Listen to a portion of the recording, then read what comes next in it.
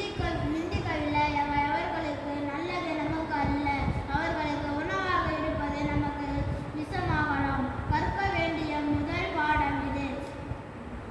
தங்கள் பல்வேறு அறிவியல் மற்ற அமைப்புகள் மற்ற மரபுகளின் பின்னணியில் தற்போதைய அமைப்பு முறையை அவர்கள் பெற்று இருக்கிறார்கள். நமது பாரம்பரியத்திற்கு ஏற்ப ஆயிரக்கணக்கான ஆண்டுகளின் செயல்களின் பின்னணியில் அமைந்த நமக்கு சொந்தமான முறையில்தான் நாம் இயல்பாக செல்ல முடியும்.